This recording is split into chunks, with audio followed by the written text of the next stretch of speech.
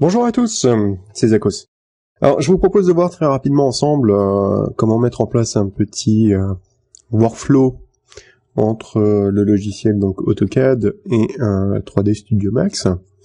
On va voir notamment ensemble comment nettoyer des plans d'archi afin de les utiliser sous Max.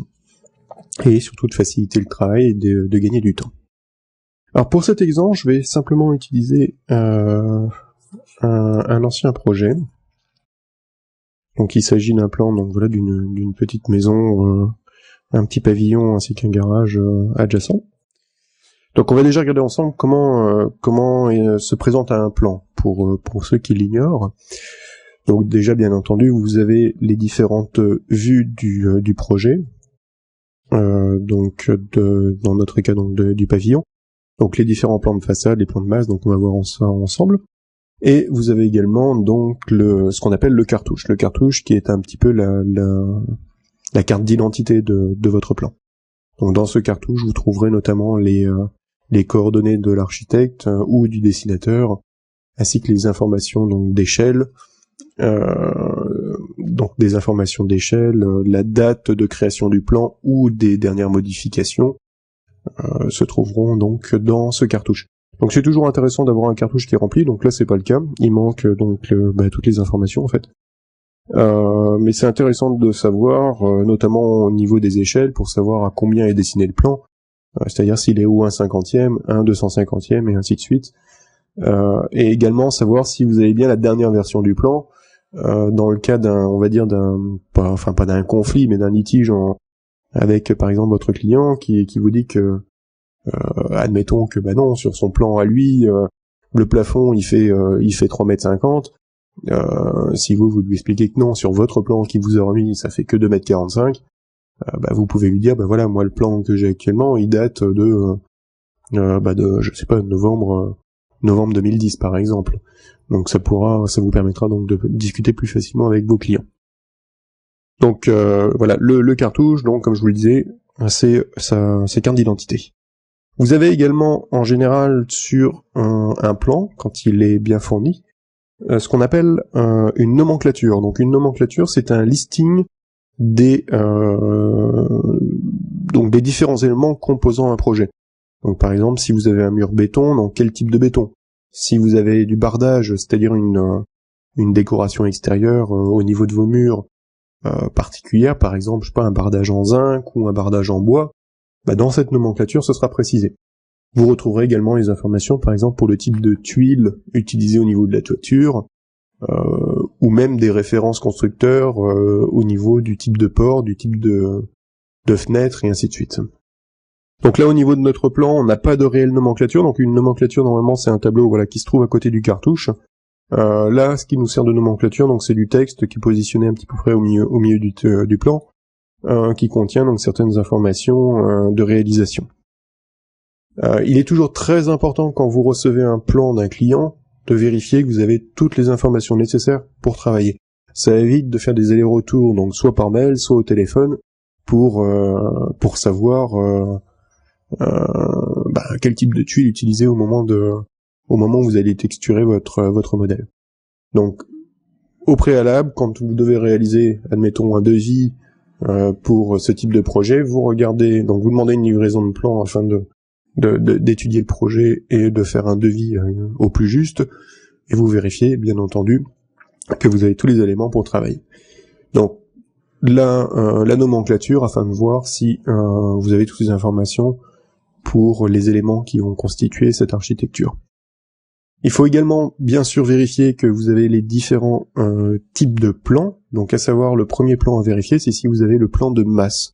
Donc le plan de masse c'est celui-ci, c'est le plan qui va délimiter vos murs et les cloisons intérieures du projet.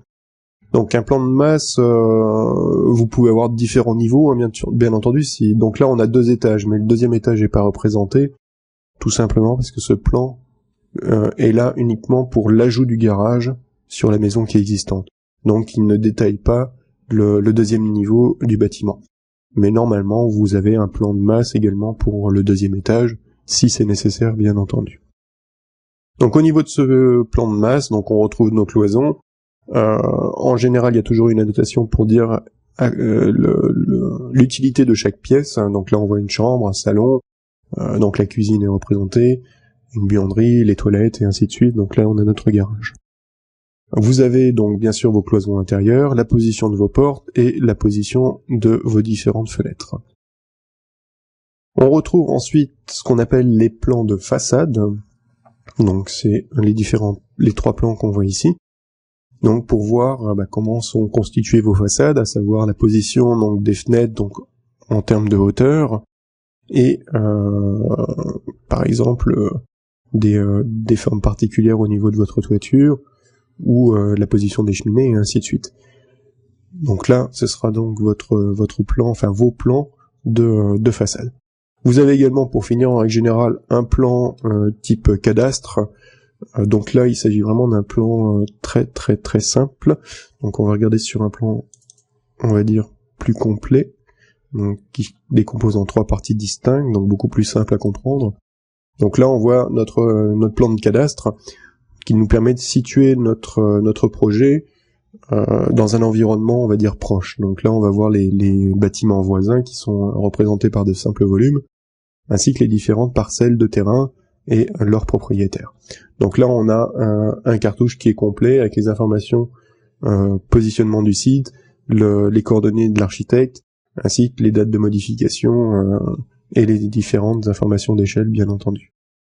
On retrouve nos plans de masse, avec les différentes cloisons de murs, ainsi de suite, les différents étages, et les fameux plans de façade, avec les informations donc de fenêtres, de bardage et de toiture. Donc là, c'est une livraison, on va dire, typique d'un architecte avec les plans, on va dire, justes et suffisants pour travailler. Donc là, la différence, c'est qu'on n'a pas de cartouche, donc là, c'est juste des remarques. On n'a pas de cartouche complet, pas de cartouche de nomenclature, pardon, pour les informations de matériaux et autres. C'est noté directement sur le plan, donc bardage, bois, ton naturel, donc trace ancienne baie par exemple, ou le type de toiture, ça doit être précisé quelque part. Non, c'est pas précisé.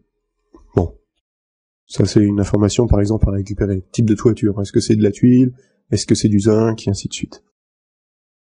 Donc on va revenir sur notre plan de départ. Donc qu'est-ce qu'on peut lire au niveau d'un plan en termes de lecture? Donc comme je vous dis, on a notre plan de masse qui sera le plan le plus important pour nous. On a par exemple une coupe qui est représentée ainsi avec 2 grosses flèches, une ligne qui traverse le modèle et une annotation. Donc là, A. Ça indique que vous avez une coupe au niveau du plan, la coupe AA. Donc on va essayer de retrouver cette coupe, donc elle est ici, donc elle est notée coupe AA, et ça nous permet de voir donc l'intérieur de notre garage, ainsi qu'un petit peu de voir les élévations, c'est-à-dire les niveaux de sol et les hauteurs de mur. Donc là on a le sens de lecture, hein. C'est donc de la gauche vers la droite, c'est indiqué par la flèche bien entendu. Donc c'est pas toujours la même représentation sur chaque plan, c'est assez aléatoire, c'est un peu en fonction de l'architecte. Donc au niveau de la lecture des plans, il n'y a pas grand-chose de particulier. Bon, la cotation, je pense que tout le monde sait la lire et l'interpréter. Donc c'est toujours compris entre 2 flèches en général. Donc là, c'est pareil, c'est suivant la représentation de l'architecte. Donc on n'a pas de flèche ici, mais on a juste une symbolique avec des points, des petits cercles.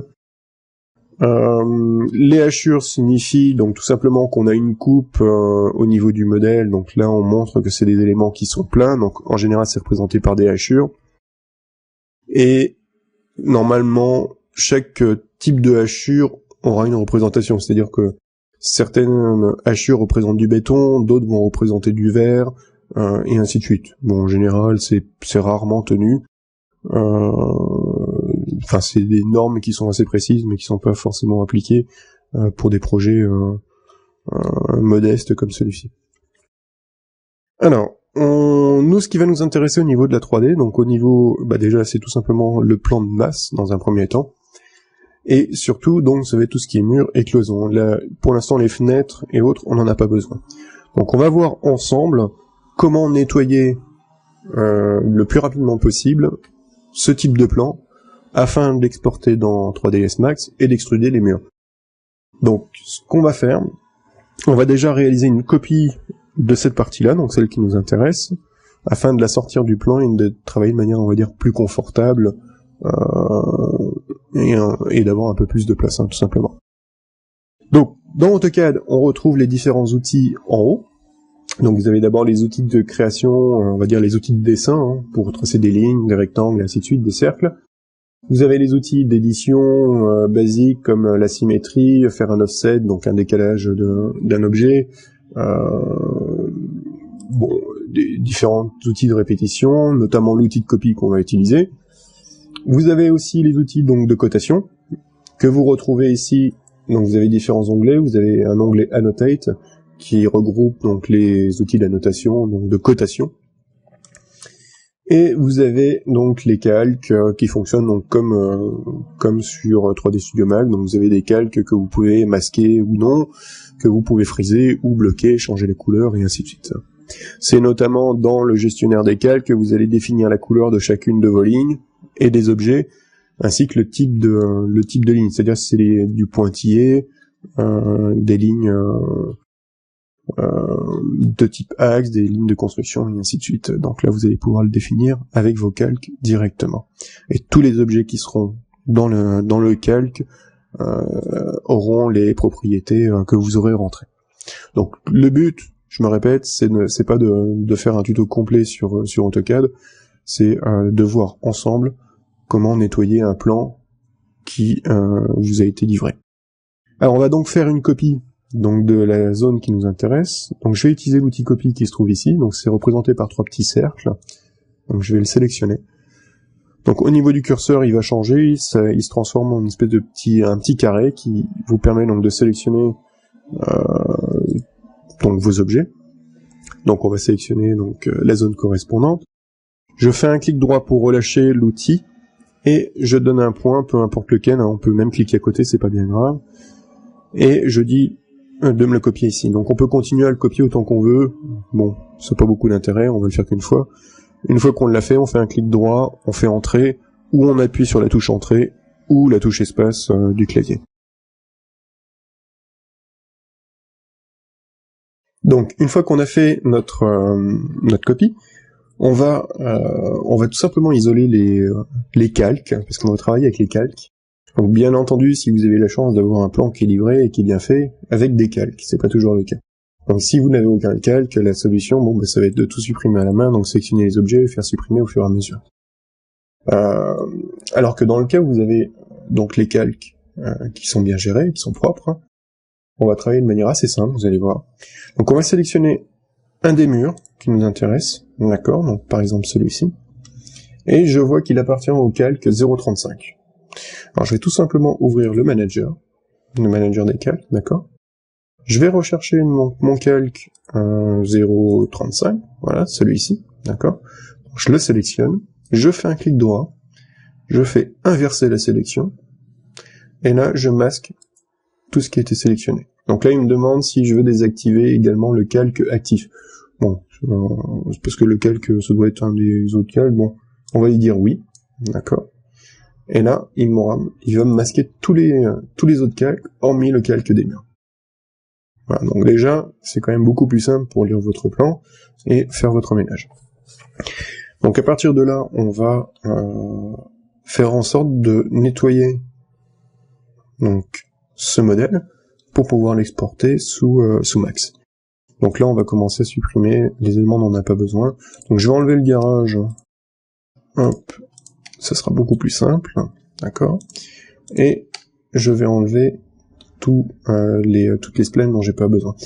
Alors, il y a deux modes de sélection dans AutoCAD. Vous avez la sélection de base, c'est-à-dire, je fais un clic, je vais de la droite vers la gauche, d'accord. Donc on a un rectangle de sélection de couleur verte. Donc là, il va me sélectionner tous les objets qui passent à l'intérieur de ce rectangle. Voilà. On fait échappe pour annuler la sélection. Alors que si je fais un clic droit qui va de la gauche vers la droite, donc on se retrouve avec un rectangle de couleur bleue, et bien là, il va sélectionner tous les objets qui seront entièrement compris dans le rectangle de sélection. Par exemple, toutes ces petites lignes-là, d'accord, on va voir, là elles sont complètement comprises dans mon rectangle bleu, alors que les grandes lignes qui sont ici ne sont pas comprises entièrement. Eh bien il va me sélectionner que les petites lignes. Donc c'est assez pratique quand vous faites du ménage par exemple, pour pouvoir faire ça.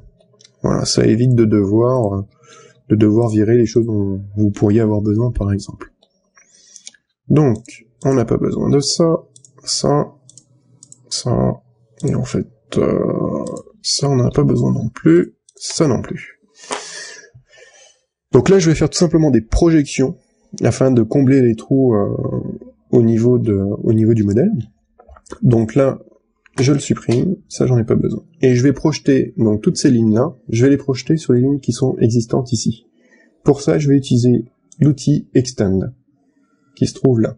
Donc l'outil Trim, lui, il va couper des objets qui s'entrecroisent, alors que l'outil Extend, lui, il va projeter un objet jusqu'à ce qu'il en rencontre un autre, ou qu'il rencontre celui que vous aurez sélectionné. Donc j'utilise donc l'outil Extend. Donc là, l'objet cible, donc ce sera les 4 qui sont ici. Donc je les sélectionne. Je peux encore sélectionner des objets, mais moi ça m'intéresse pas. Je vais donc faire espace, d'accord. Et là il me dit que je peux sélectionner donc les objets sources. Donc ça va être mes 4 splines qui sont ici. Voilà. Et il va me les projeter automatiquement jusqu'à ce qu'il les croise. Si par exemple, admettons, on a une spline tac qui est comme ça. Ah oui, alors, faut que je sois dans le calque actif, hop, si admettons on a une spline qui est comme ça, et une qui est comme ça. Si je veux projeter cette spline-là, sur cet objet-là, on voit bien que elle ne se croise pas, donc on ne pourra pas faire la projection. Alors que cet objet-là, lui, il va effectivement il va entrer en collision avec le deuxième objet. Donc si j'utilise l'outil Extend, pardon, je sélectionne l'objet cible, je clique sur l'objet source, et il va l'extruder jusqu'au bout. Si par exemple, je veux traverser tout ça sans avoir fait chaque spline, je sélectionne celui-là à la place. Donc je fais Extend, je sélectionne celui-là, je fais entrer, et je l'extrude, tout simplement. Donc là, on fonctionne de la même manière. Donc, on sélectionne les objets, on prend Extend d'abord, bien sûr, je sélectionne la cible, je fais entrer la source, et il extrude tout. Tac. On va le faire dans tous les cas. Hop. Alors je supprime toujours les lignes qu'il y a au début, sinon on va avoir plusieurs lignes qui vont se monter l'une sur l'autre, ce qui n'est pas du tout intéressant, bien entendu. Hein. On essaye de faire quelque chose d'assez propre, c'est le but. Donc là, au niveau de mon plan, les lignes intérieures, j'en ai pas besoin. Elles représentaient en fait les isolations au niveau des murs, donc nous on en aura pas besoin en max, ça sera pas vraiment utile. Alors pour faire sous max l'extrusion donc des murs plus des cloisons directement, sans avoir des polis qui se chevauchent, il va falloir qu'on supprime les traits qui sont entre et qui se trouvent ici. Donc pour ça, on va tout simplement utiliser l'outil Trim. Voilà. Là, il me demande de sélectionner les objets donc cibles qui vont me permettre de délimiter la zone où il faut couper. Donc par exemple, je vais faire ça, je fais entrer et je lui dis de couper que là. C'est une solution. Sauf que là, comme on n'a rien entre les deux, tac, je reprends l'outil Trim. Comme on n'a rien entre les deux, on va directement faire entrer et dire qu'est-ce qu'on coupe. Je coupe ça. Je coupe ça. Là. Et là. Voilà. Là, notre modèle, il est prêt à passer sous max. Donc pour le passer sous max, donc là, comme on a beaucoup de choses déjà dans le fichier, et qu'on a aussi beaucoup de fichiers, enfin de calques qui ont été cachés, on va tout simplement créer... c'est quoi celui-là? Donc ça, on le ferme, on n'en a pas besoin. Hop. Je fais CTRL-N pour nouveau, d'accord, ou fichier nouveau, bien entendu. Je prends le fichier de base, comme ceci. Je vais sélectionner donc toutes les splines qui nous intéressent. Je fais CTRL-C, donc copier, et CTRL-V pour coller, et je le colle dans un nouveau fichier. Voilà. Là, l'avantage, c'est que vous avez quelque chose qui est propre. Vous avez qu'un calque correspondant donc à ce modèle-là. On va même directement le prendre et le remettre sur le calque 0. Voilà. Donc, là, notre modèle, on va pouvoir l'enregistrer. Donc, on fait fichier, enregistrer sous. D'accord? Donc, on va faire base, par exemple, ça ira très bien. Et on va l'enregistrer, ça c'est très important, en AutoCAD version 2000, LT 2000. Tout simplement parce que Max ne va pas gérer, va pas pouvoir importer des fichiers DWG enregistrés en version 2010 ou 2007 par exemple. Bon, je sais pas ce qu'il en est avec la nouvelle version de Max, mais avec Max 2009, pour pouvoir récupérer les fichiers DWG, il faut qu'ils soient enregistrés en AutoCAD 2000. Donc on l'enregistre. Voilà. On va donc maintenant passer directement sous Max. D'accord. Je fais fichier import. Je récupère mon fichier DWG, donc base. Je fais ouvrir. On a une fenêtre qui s'ouvre. Donc là, il va me demander, dans un premier temps, quel type d'unité au niveau de la reconversion, parce qu'il va essayer de faire une reconversion. Donc on peut le désactiver, bien entendu. Hein. Donc là, si je le désactive, on voit tout de suite que le modèle, une fois dans Max, va faire 1000 cm par 700 cm. On a de la chance, c'est juste. C'est-à-dire que dans AutoCAD, hop, je récupère le plan de départ, donc on va réafficher tous les calques. Alors, on fait l'inverse, inverser la section, on réaffiche tout, ok. Donc là, on voit qu'au niveau de notre mur, le plus grand, celui-ci, donc je vous rappelle qu'on a enlevé la terrasse et qu'on a enlevé le garage, on a une valeur de 1000 cm. Voilà. Donc le plan a bien été fait directement en centimètres. Donc ce sera beaucoup plus facile pour nous. Certains plans vont être directement faits en millimètres. Sauf que sous AutoCAD, vous ne voyez pas directement quelle est l'unité qui a été utilisée. Donc vous pensez à regarder, bien entendu, sur votre plan, si la cotation, vous avez noté, enfin c'est 1000, vous savez tout de suite que c'est en centimètres, qu'on n'a pas 1000 millimètres, donc qu'on n'a pas 10 centimètres de mur. Hein. Là on a bien 10 mètres, donc 10 1000 centimètres. Donc là, on retourne donc dans Max, donc là on sait que la valeur elle est juste. Si jamais vous remarquez que la valeur elle est pas juste, là vous demandez de refaire un échelle. Donc là vous lui dites que le fichier DWG est en millimètres, donc il va faire automatiquement la conversion, il va la passer en centimètres, ça va représenter 100 cm. Donc la largeur maximum va être de 1 mètre au niveau du modèle. Ça nous correspond pas. Donc nous on va le passer en centimètres pour vérifier, et là on voit bien qu'on se retrouve avec une valeur qui est quand même beaucoup plus cohérente. Donc on sait que la valeur l'unité au niveau du fichier était juste. Donc on peut également welder tous les vertex au moment de l'import. Bon, je vous conseille pas de le faire, parce que si vous avez des plans qui sont vraiment très complexes, ça peut être très très long et alourdir énormément votre import. Autant le faire à la main ultérieurement. Et au moment de l'import, vous pouvez dire aussi de détacher chaque objet. Là, par exemple, notre fichier DWG, on a uniquement les murs qui sont sur un calque. Je vous rappelle, on l'a mis sur le calque 0, et il n'y a que ça dans le fichier. Donc, il va importer qu'un seul modèle. Alors que vous pouvez lui demander de splitter chaque objet en fonction des layers. Donc, si par exemple, j'avais les cloisons intérieures qui étaient sur un autre calque, il m'aurait fait un objet pour les murs extérieurs et un objet pour les murs intérieurs, tout simplement. Donc là, on le laisse par défaut dans notre cas, on n'a pas besoin de splitter les objets. Donc dans la plupart des cas, la seule chose que vous allez vérifier, ça va être surtout les unités. Une fois que c'est fait, vous allez pouvoir donc merger votre fichier. Donc là, on se retrouve directement avec une spline dans Max. En général, elle n'est pas à l'origine, tout simplement parce on dessine rarement à l'origine sur AutoCAD. Donc on va prendre l'objet, on va le replacer au centre de la scène. C'est une question c'est tout simplement parce que c'est plus pratique. Donc on a une spline, on vérifie dans l'outil de modification, dans l'onglet de modification, donc on voit bien qu'on est déjà en edit spline. On vérifie qu'on n'a pas des vertex qui se baladent entre les splines, ce qui pourrait dire qu'on a oublié les traits quelque part, par exemple. Donc là apparemment on est propre partout. Non. Et on voit le premier truc qui choque, on va dire, c'est qu'on a des vertex jaunes et les vertex blancs. Je vous rappelle que quand vous travaillez avec les splines sous Max, je vais vous montrer rapidement. hop, quand je trace une spline, et que je sélectionne pour afficher les vertex, on voit qu'on a des points jaunes et qu'on a un point blanc. Le point blanc, c'est l'origine, c'est le point 1. En fait, tout est numéroté sur une spline, c'est-à-dire qu'on a le premier point, deuxième point, troisième, quatrième, cinquième point. Et pour qu'il y ait cette numérotation, il faut un point de départ, pour que Max puisse le comprendre.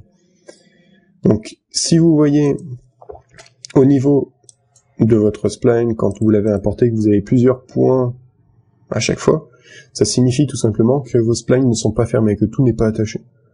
Donc, si on vérifie, par exemple, je prends le border, je fais ça, donc on voit bien, il prend pas tout le contour, il prend qu'une spline. Donc, si vous voulez, le contour est composé de 4 splines. Donc nous, pour pas se compliquer la vie, on passe en mode vertex, on fait CTRL-A pour tous les sélectionner, et on fait un weld. Voilà. Donc vous voyez que la couleur a changé. Par exemple, le contour, la spline extérieure, est bien composé d'un seul point blanc. Donc là, on a bien une spline qui est fermée. Si je la sélectionne, vous voyez que ça fait bien tout le contour. Donc on peut faire la même chose pour le contour au niveau de la spline intérieure. Alors, une fois qu'on a fait ceci, on peut tout simplement faire un extrude de la valeur de la hauteur de votre plafond, donc 2,45 m en règle générale, et vous avez directement un mesh qui est propre, qui est utilisable. Voilà. Donc là, l'avantage de cette technique, de bien penser à nettoyer vos plans, c'est tout simplement de gagner du temps sous Max, de pas avoir à tirer du poly afin de faire vos murs, et d'avoir quelque chose qui est propre et qui est juste dès le départ. Donc d'avoir bien... En général, sur AutoCAD, les plans sont bien perpendiculaires, et on a bien des valeurs de 90 degrés entre chaque, et tout est propre. En général, bien sûr, quand les plans sont bien faits. Mais on va dire que dans 80 ou 90% des cas, vos plans seront propres, et ils seront exploitables directement sous Max une fois que vous aurez nettoyé vos calques. À partir de là, donc vous aurez plus qu'à positionner donc vos ouvertures de fenêtres et donc les différentes ouvertures au niveau de vos portes.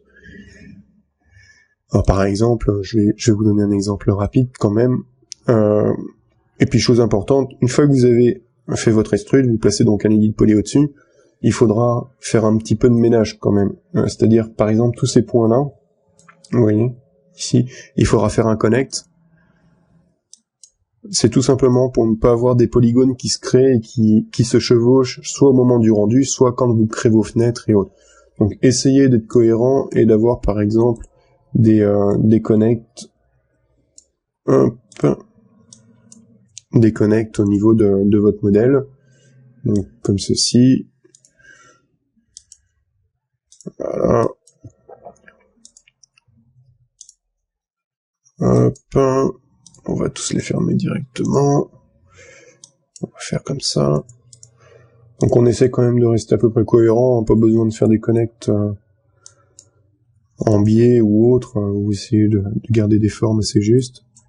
Tac, on va faire un connect sur celui-là, je passe en edge. Celui-là, on n'en a pas besoin, je fais CTRL backspace pour le supprimer proprement. Là, pour être sûr, on va faire un connect ici. Là, c'est bon, là, c'est bon. Là, ok. Voilà. Là, votre mesh, il est propre. Et vous allez pouvoir donc travailler avec directement. Donc, par exemple, on va positionner une fenêtre. Je fais un aligne. Hop. Bon, je vérifie pas la cotation, bien entendu. On va le positionner comme ça, par exemple. Je fais un chanfrein d'une valeur de 45, ce qui va correspondre à un écart entre les deux edges de 90 cm, d'accord? C'est divisé par 2. Comme ceci. Je me mets en vue front, je sélectionne toutes les edges comme ceci, je fais un connect. Je passe en sélection de vertex, je mets une hauteur de 90. Alors une fenêtre se trouve en général à 90 cm du sol, et une fenêtre fait en général, bien sûr, 1,10 m de haut. Donc 90 à 1,10 m, hein, celle-ci est finie à 2 mètres. Voilà. Une fois que c'est fait, hop, je sélectionne les deux polys correspondant à la fenêtre, d'accord, et je fais tout simplement un bridge, afin d'avoir une ouverture. Donc voilà, c'est la technique, on va dire, simple pour pouvoir positionner vos fenêtres, bien entendu en fonction de vos plans, hein, on est d'accord. Donc là, à partir de là, une fois que vous avez tiré vos murs, là vous allez utiliser vos plans pour voir à quelle quelle distance du bord votre fenêtre se trouve, et comment le positionner, tout simplement. Bon, je pense qu'on a fait le tour. Si jamais vous avez bien entendu des questions, n'hésitez pas à prendre contact avec moi, puis je tâcherai de vous aider. Enfin,